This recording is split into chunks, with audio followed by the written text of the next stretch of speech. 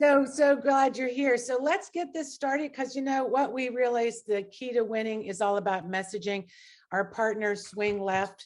Thank you, Matt Caffrey, for being here. And also straight out of Brooklyn, Jennifer Hutz from SwingLeft, who's the Eastern Regional Manager. I think I got that, or Director. How are you guys doing tonight? Are you ready for this, for our relational messaging, making the most out of every conversation? Yeah, we're so excited to be with you all tonight and excited to be down in Virginia Beach with everybody on Saturday. Yeah, we have a great session, I think, for everybody tonight. I do want to just off the bat, Jennifer Hutz is the Regional Organizing Coordinator for the Southeast region, including Virginia. So you'll hear more from her in a moment. We'll have her introduce herself, but she is the ongoing point of contact for all of the grassroots leaders across Virginia. So memorize her name and her face, and we'll give you her contact information as well. So Jennifer, why don't you say hello and introduce yourself? Hi, everybody. Again, I'm Jennifer Hutz. I am the Regional Organizing Coordinator for the Southeast. I was in charge of North Carolina in 2020, and now I'm excited to have from Virginia all the way down to Florida and over to Louisiana. And if I'll put my email in the chat, and if you guys, anyone wants to reach out and hear more about SwingLeft or how we can support you and your grassroots efforts, please let me know. Thank you. Awesome. All right, so let's dive in because, yeah, this is such an important topic. 2 nights ago, we had a session all about relational organizing. But as we said that night, all organizing is relational. It's always about relationships. That's what organizing is. And so what we're going to talk about tonight is really for any kind of conversation you're having with, a voter, with a volunteer, how can you make the most of those conversations? And honestly, much of this is about personal skills, about communication skills, about trying to sort of understand what's going on in the voter or the volunteer's mind, and how what we say and do impacts that. And so I just want to acknowledge right off the top that many of you are bringing a ton of valuable skills into this conversation.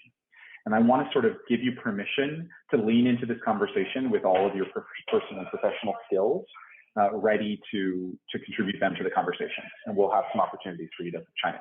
So just to start off with, and I should probably acknowledge, I have a 1.5-year-old son, and it looks like he's getting ready to come in. Yep.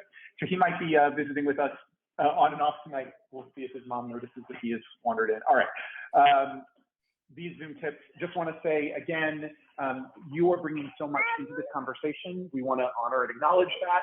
So we do ask you to stay muted until you're ready to share, but make liberal use of the chat. And if you've got a question, get it written down. Jennifer will be helping watch the chat. She can answer some of your questions. Thank you.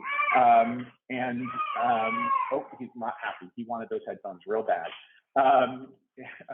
Jennifer will be able to answer some of your questions, and then if not, she'll direct them to me at the appropriate time. So, and then, we're going to talk about SwingLeft and our strategy in just a moment. Jennifer will share that with us, and then we'll just talk about some principles of effective conversations. We might have some time for some practice and a debrief. So that's the idea. So Jennifer, let me hand it over to you to give everybody an introduction to SwingLeft.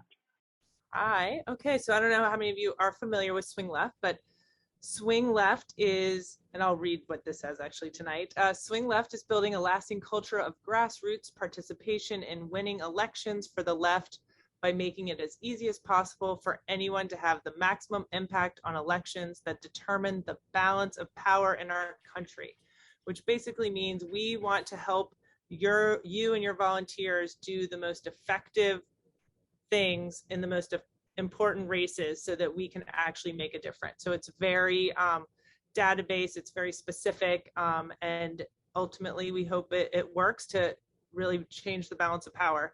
And this work, we do this because we want to encourage people to do work year-round, because elections, we all know we have to keep our relationships up. We all have to show up. We want people to not just vote, but we want them to also volunteer. We need to elect more Democrats, and winning isn't everything, but it's a start. So that is the basics. And here is our some stats from the last 3 years, which is pretty impressive. We really encourage early money, knowing how important that is. So we don't deal with primaries, and the second candidate is chosen, we usually have a check waiting for them so that they can just get right started, which is wonderful. We team up with Vote Forward and we write lots of letters for them. We've made a lot of calls and we have knocked a lot of doors. We would have knocked more if it wasn't for this pandemic, and we're so excited to knock some this weekend in Virginia Beach. It'll be my first time in 2 years. So we all know American democracy is still fragile. We have to keep fighting. Even though Biden is in the White House, we still have so much more to do to protect ourselves. And then SwingLeft has developed a 10-year strategy to defeat Republicans, starting up and down the ballot. We're going to be working first with, which I guess we can go to the next slide, I think is the first priority, Virginia. We got to win Virginia, keep your trifecta. And then in 2022, we're going to hold the House and the Senate.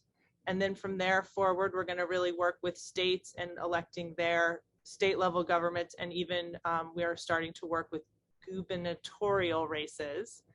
And we'll give you a little preview of what some of our targets are going to be. Oh, well, and here, the most important thing, 2022 cannot be another 2010. We have to show up and make sure that we send a message to the Republicans that we're staying. And here we go quickly, some of our targets for the Senate, the governors, and our House. So, but first we have Virginia. There we go. And here we are tonight for Matt. So these are our target races, but of course we love all the candidates in Virginia, and we look forward to helping them all get elected. Yes, thank you so much, Jennifer. Yeah, sometimes people ask, like, will you endorse this candidate or will you endorse that candidate? The truth is, SwingLeft endorses every Democratic candidate for every office. Like, that's just sort of our orientation. But we work to support just the ones that we think are most critical to controlling the chambers or whatever. So in this case, these are the 10 races that we are prioritizing in the House delegates, plus, of course, technical. So let's get into it. Conversations with voters. You know, most of our conversations with voters are actually pretty shallow. They're quick. They're light. You get somebody on the phone or you're at their door, and the goal isn't always to engage them in a really long or deep conversation. Sometimes it's just to like have a quick interaction, gather some important data. So increasing name recognition, provide just a little bit of social pressure that there's a real person out in the world who cares and is paying attention whether or not they vote. That meaningful data, including this is a person that's supporting our opponent, or this person has moved, or this person doesn't speak English, or whatever that is. All of that stuff is actually really, really critically important to the campaigns, and is often, honestly, like kind of something we miss. We spend a lot of time talking about the relative impact of a postcard or a letter or a phone call or a door knock, but that's only part of the story, of course. The data that we're gathering and bringing back to the campaign is also really important. And then the last one, of course, to help people make a vote plan, to help them pledge to vote or to volunteer, to register them to vote, and on any other way to help them to commit or change status in some sort of way. Those are all really important. And we have seen in lots of data that even these relatively shallow interactions can have a really big impact. And it's okay. We're going to talk about an approach that a lot of people call deep canvassing tonight. I do not want to make anyone on this call think that non-deep canvassing is useless and deep canvassing is the end-all be-all, because that's not true. Sometimes these shallow interactions and having a large number of them can be just as important or just as meaningful. So just wanted to spend a minute talking about that. So, I don't think I need to tell this crew this, but talking to voters does not need to be scary and is not hard. It is easier than folks might think. Again, I think it's important to remember you don't need to be an expert. It is always okay to say that you don't know. It is pretty rare in this day and age that when you're volunteering, you'll engage with a committed Republican. most scripts, almost all scripts I have seen in the past like 10 years of doing this work, it's like as soon as you realize that that person is a committed Republican, the instruction is to end the conversation and leave or hang up, you know? So that's not normally what we're doing. Introverts make great volunteers. You know, we know that it might take more energy and it might take more time to recharge for folks who are more introverted. It does not mean that, I mean, introverts can be incredibly effective in this work.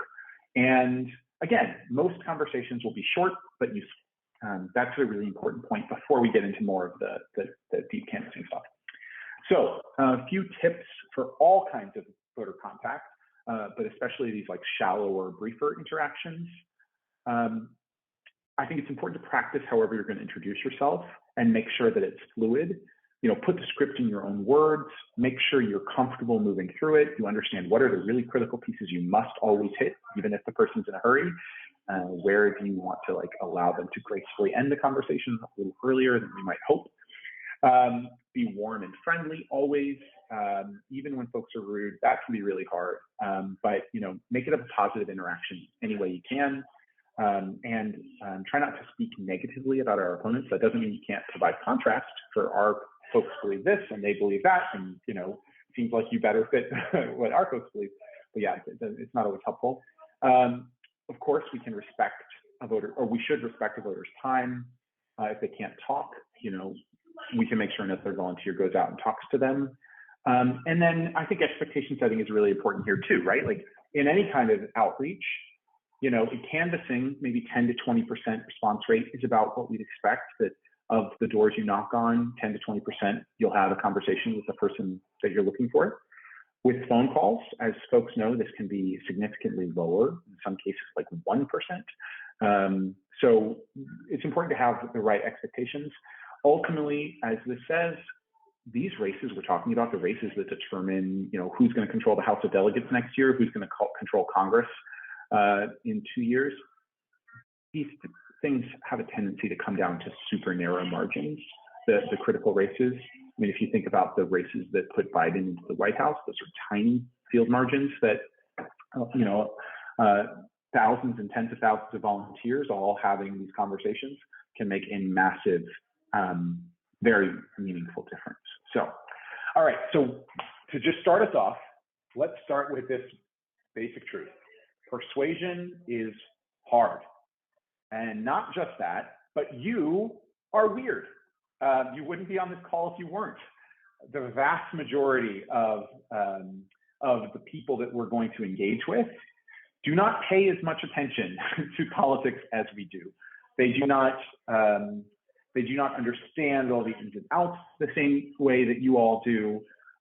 You are a totally different being than most folks in so many ways. And that's a wonderful thing. We love you for it.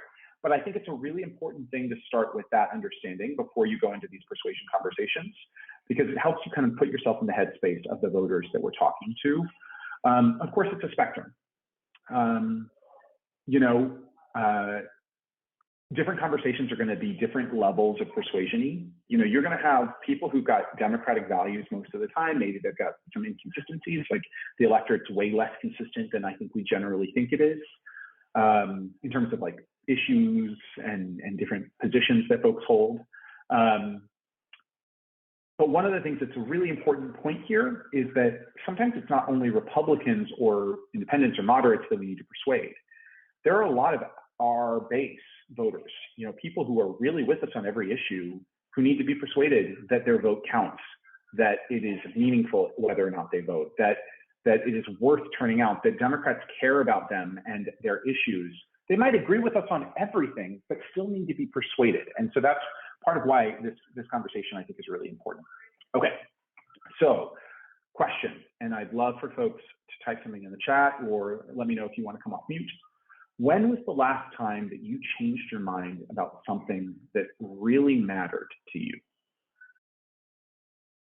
So yeah, if you've got a time, share it in the chat. And if you'd like to come off mute and tell us a little bit about that experience.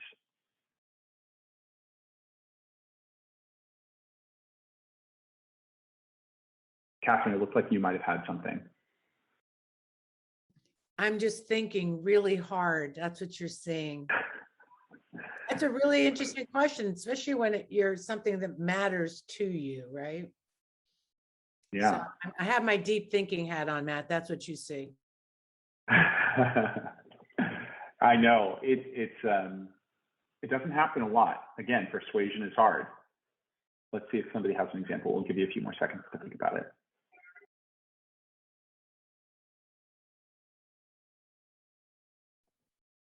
Well, I do have one. Go ahead, Lisa. Yeah, and I am with Catherine. It's really tough. I didn't realize how much I don't change my mind sometimes. But I have to say, one of the ones was about former Congressman Denver Riggleman. He was voted as elected as our CD5 rep. I of course voted for his opponent and was very much against his positions and his stance on things and considered him very, very conservative. Well, as you all may know, he got primaried out by his own party, put somebody really far right in there. But still, my total thought and opinion about him didn't change until Catherine and the crew had him on one of their Friday power lunches. And I listened to him speak and realized I had a lot of mischaracterizations about him and did some more research on him after that. And, yeah, still there's a lot of positions I don't agree with, but it did change my mind about who he is. And so I was kind of surprised at that. So Catherine, thank you for having him on the show. It was very impactful in a lot of different ways. And look where he's at now. He's going to be on the commission. Yes. Wow. That's a really interesting example. I think we should think about that as we go and think about why might that have been such a meaningful experience. I think that's really interesting. Heather says, a long time ago, I changed my position on the death penalty after getting new info and understanding of the issue. Yeah, I think a lot of people have gone through some of that transformation over the past, decade or so.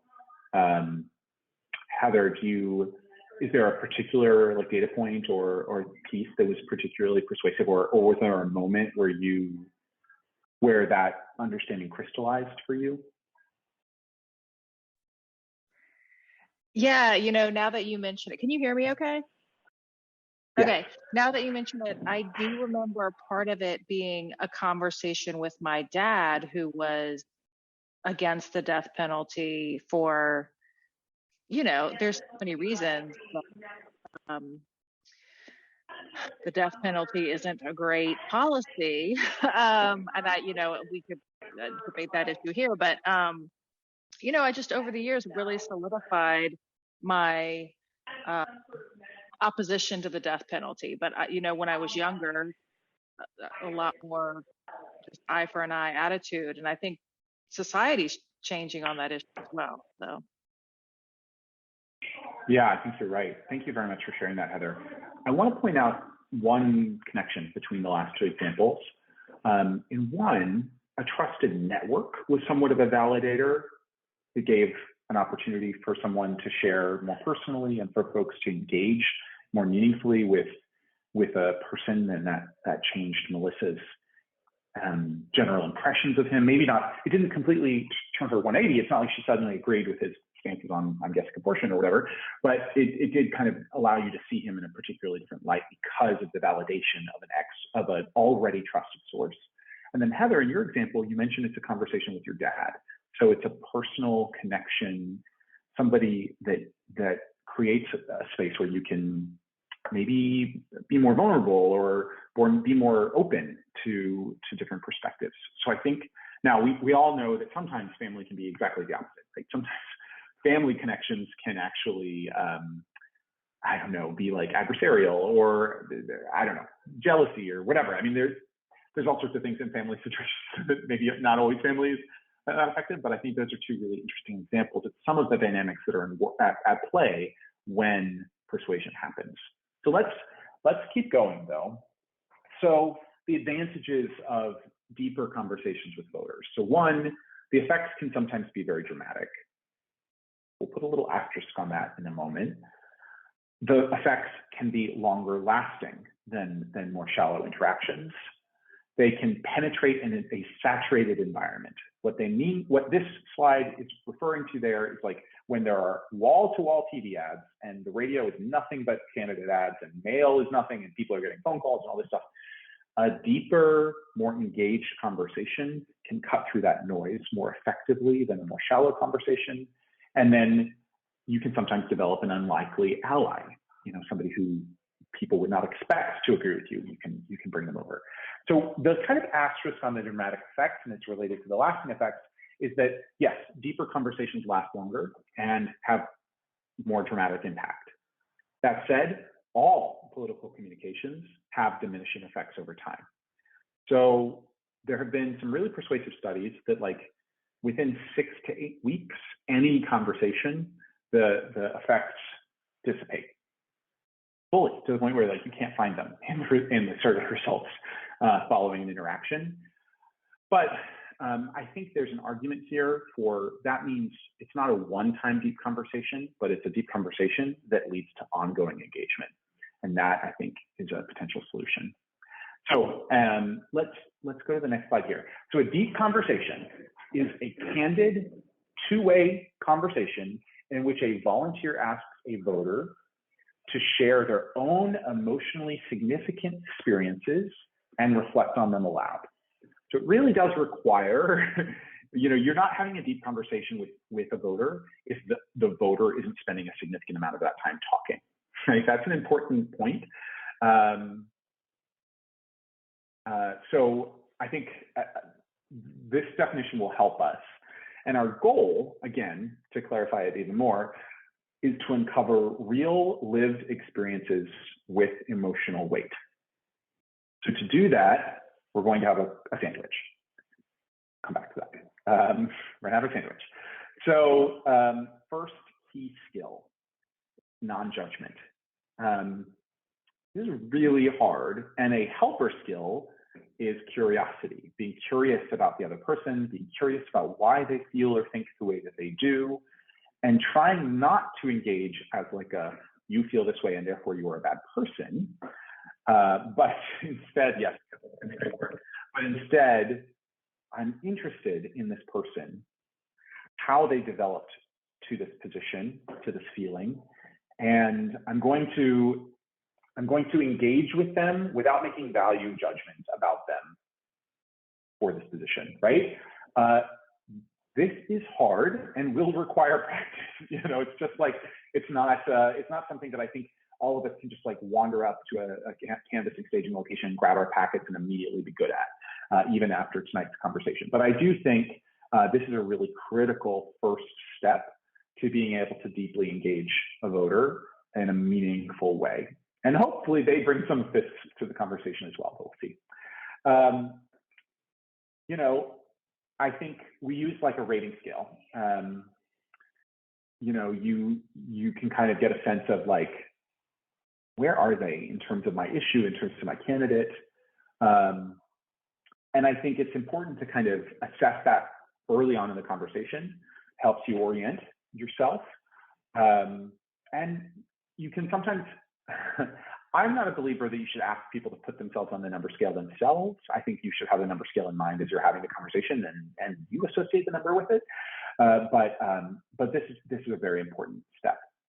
So the next piece, the next key skill is active listening. And the helper skill here is repeatbacks.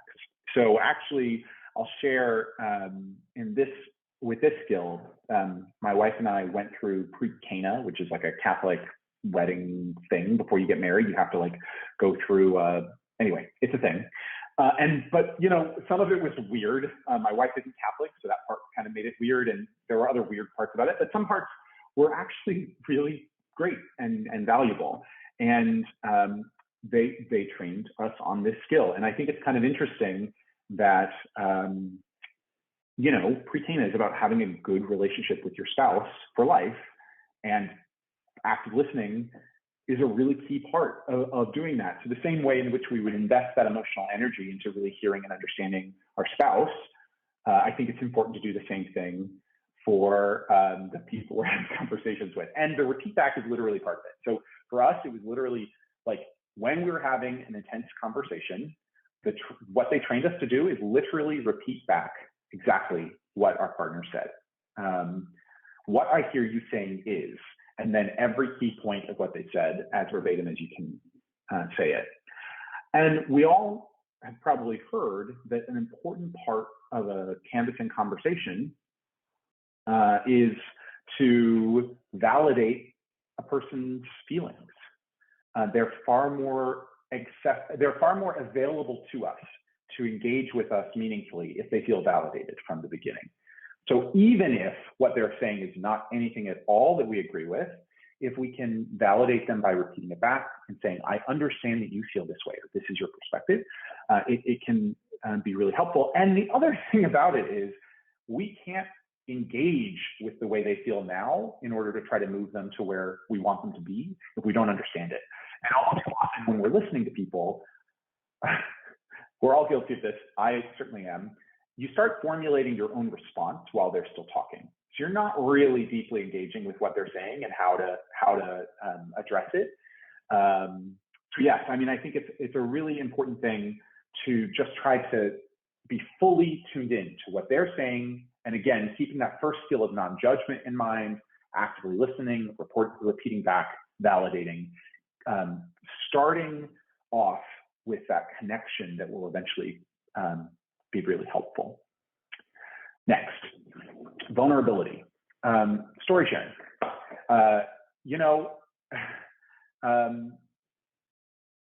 This again is hard. These are strangers. You don't necessarily feel comfortable getting vulnerable with people, and there are scales or whatever. There's degrees of vulnerability.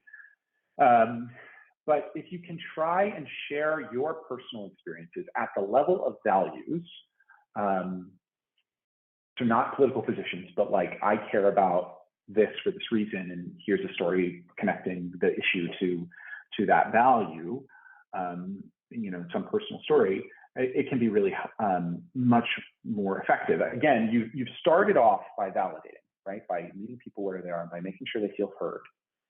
If the next step is to show some vulnerability yourself, that kind of pulls them in deeper, right? It makes them feel a sense of connection to you. And again, humans are empathetic by nature. If you can prevent them from having that like angry partisan part of their mind engage and instead connect with them on a personal level, that empathy stays turned on. And then again, they're able to build a relationship with you and connect with you. So really, really important stuff. So you can transition to a story. Here's an example of how to do that. We don't often talk about climate change or birth control or whatever the issue, whatever the thing that you're talking to the person about. But when I think about that issue, abortion, I think about my friend Susan from college, or whatever, my sister, my grandfather, whatever. And that is a way to very neatly transition from whatever issue you're talking about, from whatever position you've been discussing, to that personal story that's going to be connected and vulnerable. Hold on, I'm going to take a moment and just read Robin's point here.